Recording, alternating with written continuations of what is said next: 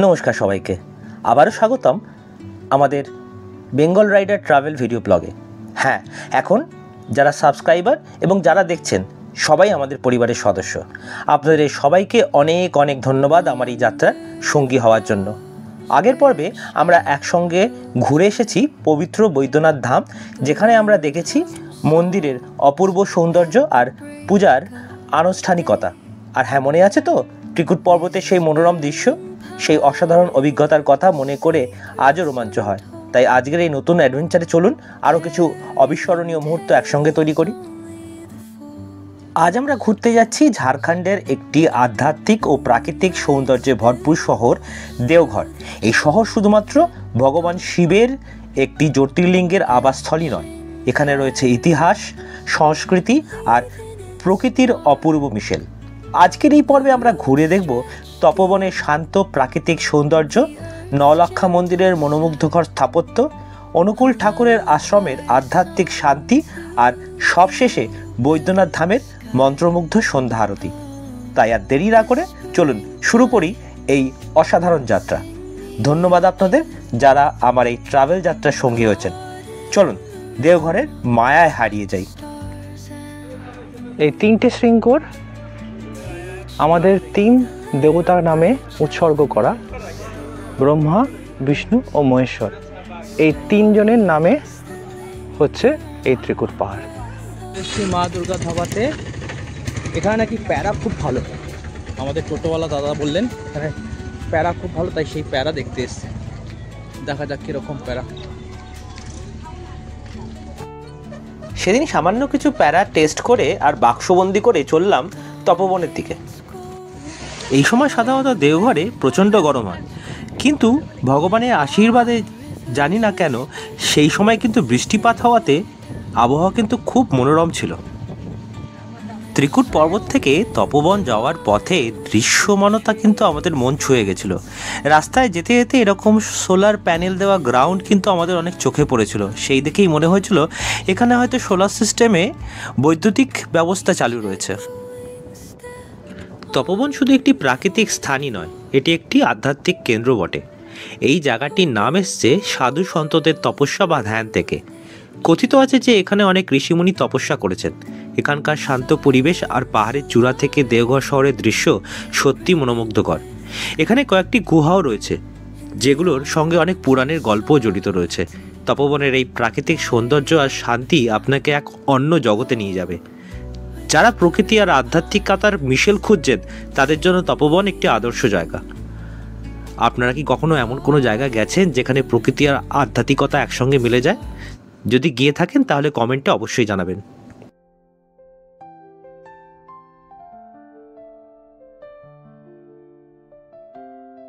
চলে এসেছি তপবনে, আর নেমেছে বিভৎস বৃষ্টি। জানি না কতটুকু কি যেতে পারবো, আপনাদের দেখাতে পারবো, কিন্তু মেন প্রবলেম হচ্ছে খালি পায়ে উঠতে হচ্ছে। এখানে জুতো পরে ওঠা যাবে না, মন্দির আছে ওপরে। তো দেখা যাক কতটা যেতে পারি আর আপনাদের দেখাতে পারি। এখানে একটা দুর্গা মন্দির রয়েছে আর সঙ্গে তপবন পোস্ট অফিস। আমরা আরও উপরে উঠে চলেছি। এই দূরে যদি দেখতে পারতেন খালি চোখে দেখা যাচ্ছে, দেখছি দেখানো যায় কিনা, চিত্রকূট পর্বতটা দেখা যাচ্ছে এইদিকে সোজা। আমরা তপবনে এসেছি, তপবন থেকে দেখুন ত্রিকুট পাহাড়টা পুরো স্পষ্ট দেখা যাচ্ছে, বেশ ভালো লাগছে দেখতে। বৃষ্টি হচ্ছে যদিও, আকাশ পরিষ্কার, সেই জন্য আর ভালো দেখা যাচ্ছে। এই যে আমরা এখন এই পথে ওপরে উঠব। তপবনের ওপরে শিব মন্দির,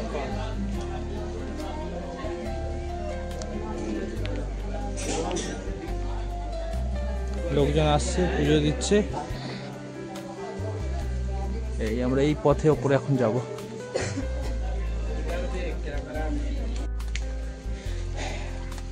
ত্রিকুট পাহাড়ে উঠতে যেরকম কষ্ট ছিল, তপবনে কিন্তু বেশ সুন্দর রেলিং দিয়ে ওঠার ব্যবস্থা করা হয়েছে।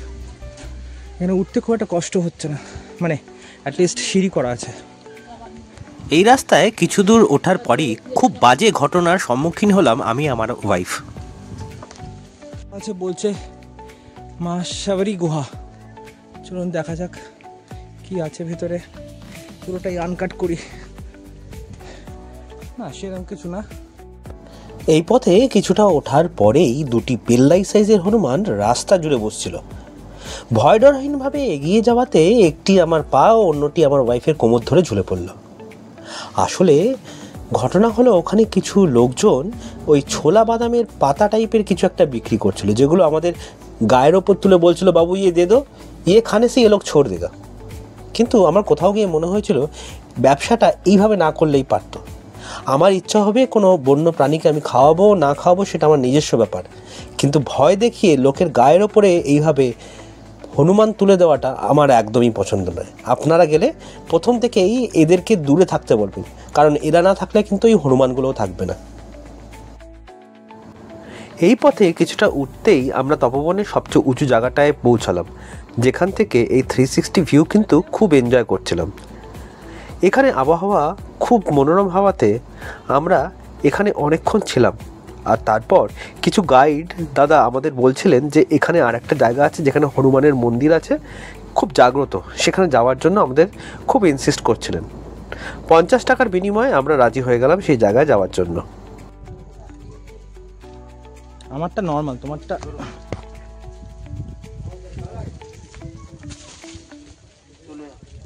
হুম।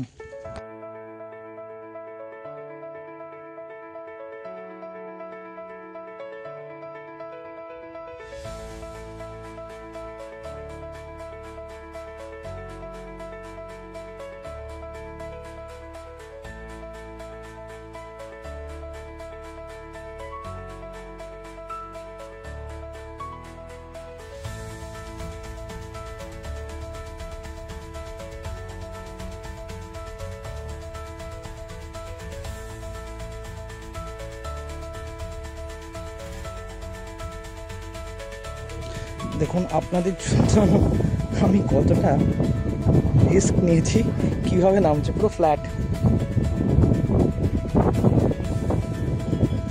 খুব আস্তে আস্তে পা ফেলে নামতে হচ্ছে।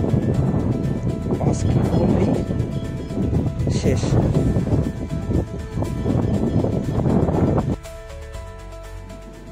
এই জায়গাটা প্রায় 45 ডিগ্রি ডিক্লাইন ছিল, আর খুব পা চেপে চেপে হাঁটতে হচ্ছিল। আমি তো ভাবতেই পারিনি যে আমি এখান দিয়ে নামতে পারবো। পরে ওই যে গাইড দাদা ছিলেন, তার সাহায্যে ওনার হাত ধরে, যেরকম তনুকে নামিয়ে নিয়ে গেল, মানে আমার ওয়াইফকে নামিয়ে নিয়ে গেল, সেইভাবে আমার হাত ধরে উনি আমাকেও নামিয়ে নিয়ে গেলেন। নিচে গিয়ে রিয়েলাইজ করলাম যে কতটা ইনক্লাইন ছিল। চলুন দেখা যাক কি হয়েছিল। দেখুন, ওকে নামিয়ে দেওয়ার পর, মানে আমার ওয়াইফকে নামিয়ে দেওয়ার পর আমার হাত ধরে ও নিচে নিয়ে যাচ্ছে, আর নিচ থেকে ওপরে রাস্তাটা একবার দেখুন। এই দেখুন, এই ছিল রাস্তাটা, কতটা ডিক্লাইন, বুঝতে পারছেন কতটা রিস্কি ছিল।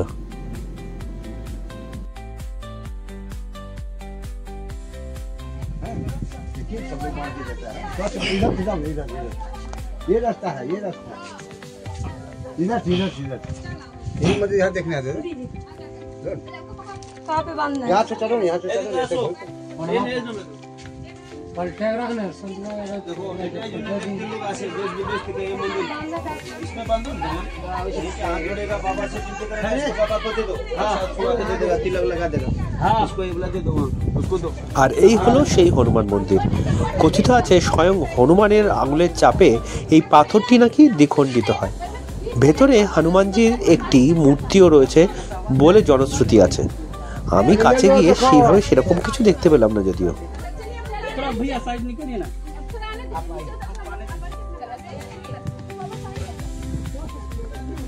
बोले आज देखो না ঠিক আছে। मेन मंदिर है। मेरा मोबाइल तुम्हारे पास है ना? भैया के बात ठीक लेंगे। ইরে বাবা রে, অসম্ভব। এখান দিয়ে যাওয়া যাবে? যাবে। আমরা যাই, চলুন যাওয়া যাক ভেতরে। হুম। आ रहा है भैया। आप लोग ये छूट जाता तो कितना मिस होता। अच्छा लगा ना? हाँ। देवे तुम्हें? तुम्हें बैठा नहीं पारबे ना धीरे धीरे बसे बसे আসো ना ना बैग कैमरा है ना उनके पास এটা নাকি রাবণ গুহা, সত্যি রাবণ গুহাই বটে। এখানে কিছু দিবেন ব্রাহ্মণদেরকে না ছেড়ে দিন। আপনারা আসলে আমার চলে যখন দিচ্ছেন দাও ওখানে কিছু দিয়ে দাও দাও সিস্টার দিয়ে দাও খানা ধীরে ধীরে স্লিপ করবে বৃষ্টি দিলে ঘটবে না আপনাদের এখন যখন স্লিপ করবে এটা মা এই বাবা দিলে না খানা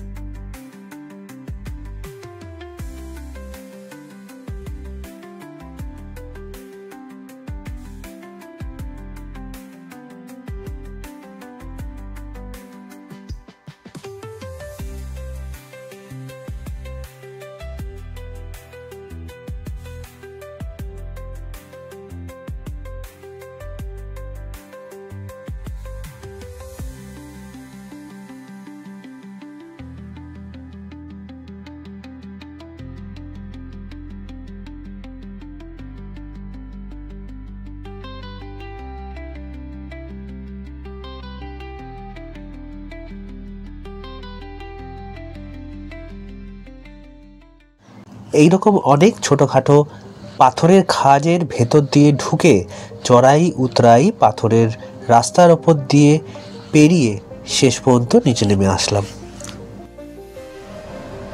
এরপর তপবন থেকে আমরা চলে যাই নওলাখা মন্দিরে।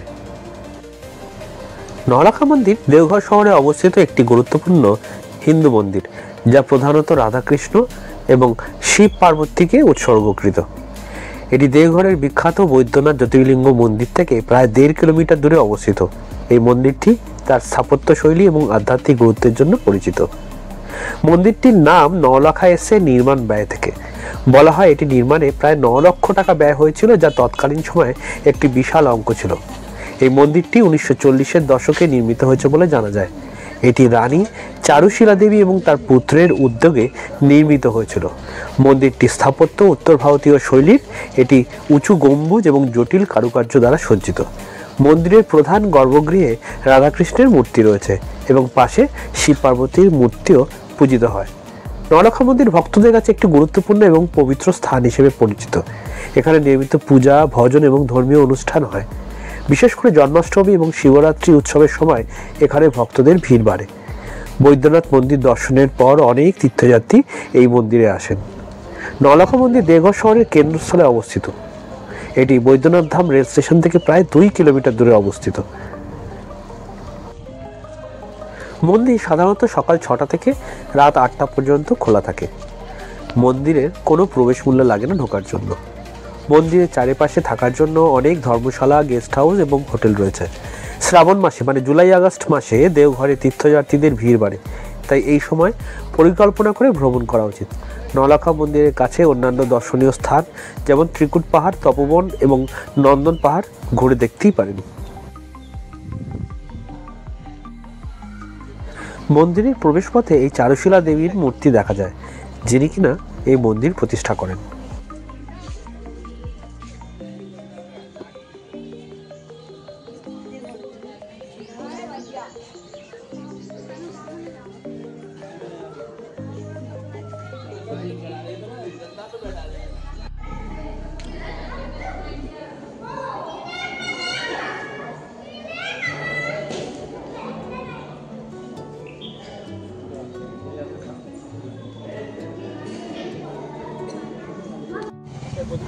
মন্দিরের আশেপাশে অনেক এরকম ছোটখাটো দোকান রয়েছে। চাইলে বাড়ির জন্য স্মৃতি হিসেবে এখান থেকে কিছু কিনে আনতেই পারেন।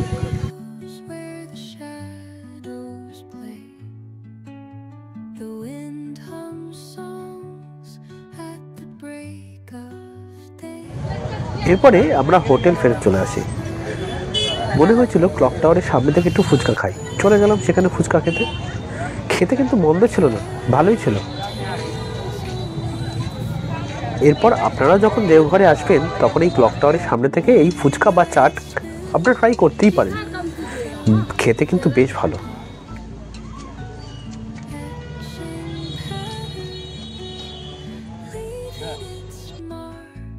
এরপরে আমরা দুপুরে হোটেলে কিছুক্ষণ রেস্ট নিয়ে আবার টোটো নিয়ে বেরিয়ে পড়ি অনুকূল ঠাকুরের আশ্রম দেখতে যাওয়ার জন্য।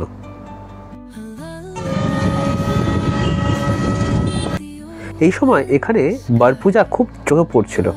বার পূজা হলো এখানে কোনো গাছকে পুজো করা হয়, আমাদের টোটোওয়ালা বললেন। এরপরে আমরা পৌঁছে গেলাম অনুকূল ঠাকুরের আশ্রমে।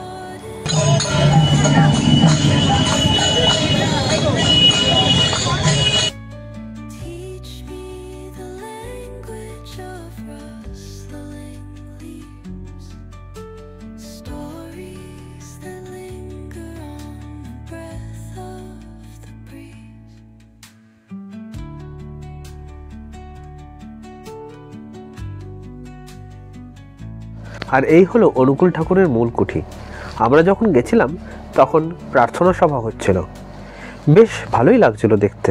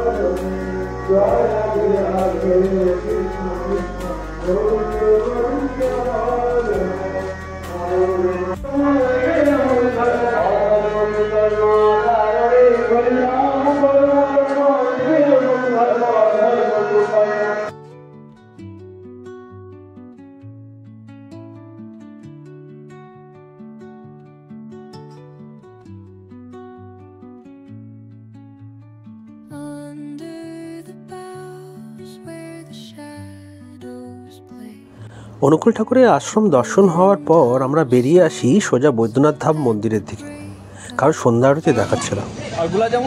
আর সেই পথে বাদ সাধলো কিছু মিষ্টির দোকান, যা দেখে আমি না খেয়ে ওখান থেকে আসতে পারলাম না। নিয়ে নিলাম কিছু গোলাপ জামুন আর আলুর জিলিপি। কলকাতা পাওয়া যায় না, এখানে দেখলাম বিক্রি হচ্ছে 10 টাকা করে পিস, বেশ ভালো খেতে, দারুণ।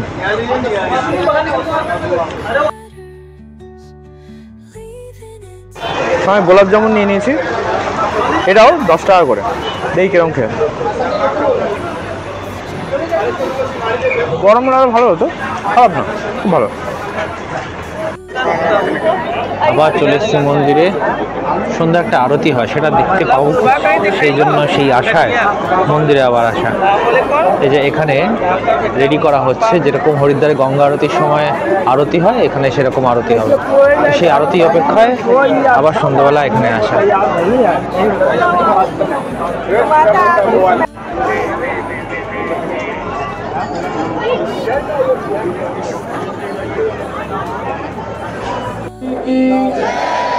अच्छे दरबारों की एक आवश्यक सूचना, श्रद्धालुगण कृपया ध्यान दें।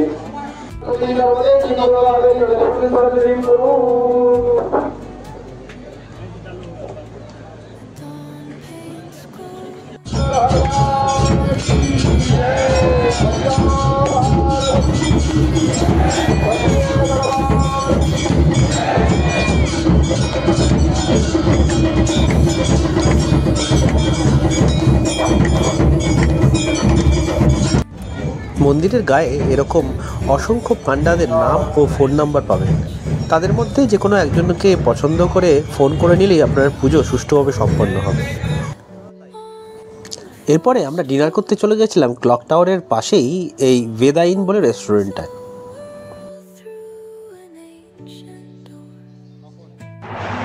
চলে এসেছি ভেদা ইনে। আজকে খাবো হচ্ছে ননভেজ। কদিন দুদিন মোটামুটি ভেজ খেয়েছি, তো আজকে চলে এসেছি। কালকে তো খাবারটা মানে ডিনারটা অত্যন্ত খারাপ ছিল। আজকে নিয়ে নিয়েছি চিকেন মালাই কাবাব। দেখা যাক খেয়ে কীরকম।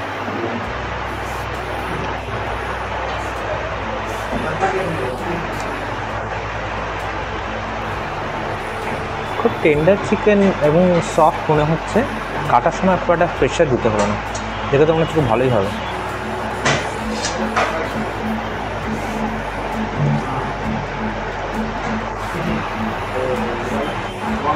একটু হার্ডনেস রয়েছে, কিন্তু খেতে ওভারঅল ঠিক আছে। কালকের এক্সপিরিয়েন্সের তুলনায় তো অনেক ভালো। মেইন কোর্স চলে এসেছে। আর এখানে আগের যখন খাচ্ছিলাম তখন একটা জিনিস আপনাদের বলতে ভুলে গেছি, যে এখানে কিন্তু সার্ভ করা হয়েছে কাঁসার গ্লাস আর কাঁসার থালায়। আর খাবারের কোয়ালিটি খুব ভালো। যেটা আমি স্টার্টারে খেলাম চিকেন মালাই কাবাবটা, এখন আছে মিক্সড ফ্রাইড রাইস আর চিলি চিকেন। তো এটা খেয়ে দেখি কেমন।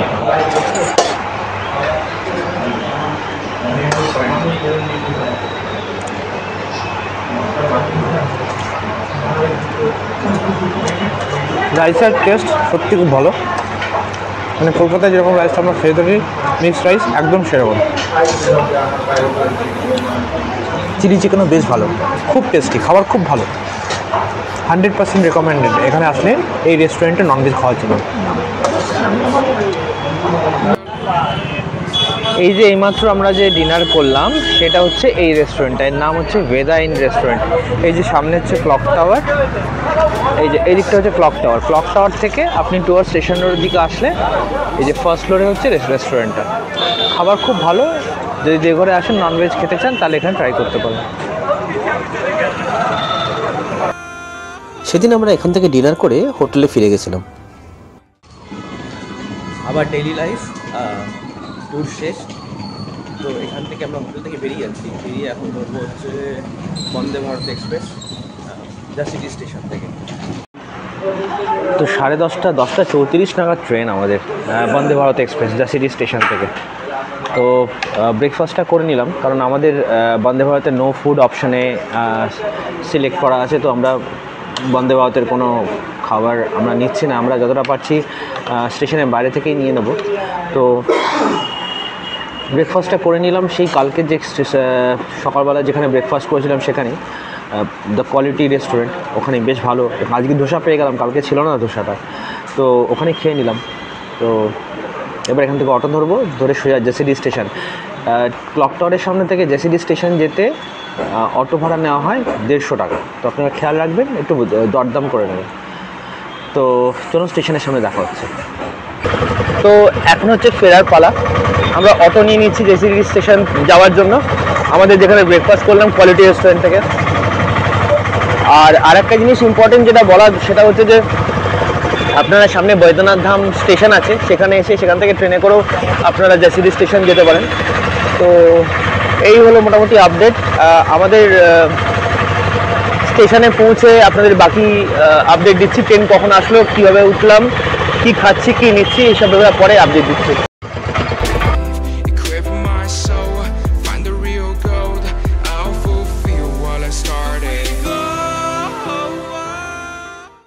পৌঁছে গেলাম জেসিডি স্টেশন। এখান থেকে 10:41-এ 22348 বন্দে ভারত এক্সপ্রেস করে আমরা ব্যাক করছি কলকাতা, মানে হাওড়া স্টেশন যাচ্ছে। ওখান থেকে বাড়ি, রেগুলার লাইফ স্টার্ট। কালকে থেকে আবার অফিস, আবার রেগুলার লাইফ। তো আমার ব্লগটা এখানেই শেষ করছি। আমার পেজটাকে প্লিজ সাবস্ক্রাইব করে দেবেন আর বেল আইকনটা প্রেস করতে ভুলবেন না, কারণ আমি নতুন কোনো ভিডিও দিলে আপনাদের কাছে আপডেট যাওয়ার জন্য বেল আইকনটা প্রেস করা মোস্টলি ইম্পর্ট্যান্ট। তো ব্লগটা এখানেই শেষ করছি। থ্যাংক ইউ, পাশে থাকবেন। আর ব্লগগুলো বন্ধুবান্ধবের সঙ্গে বা আত্মীয়স্বজনের সঙ্গে শেয়ার করে দেবেন, তারাও দেখতে পারবে আমার এই ব্লগগুলো। Thank you.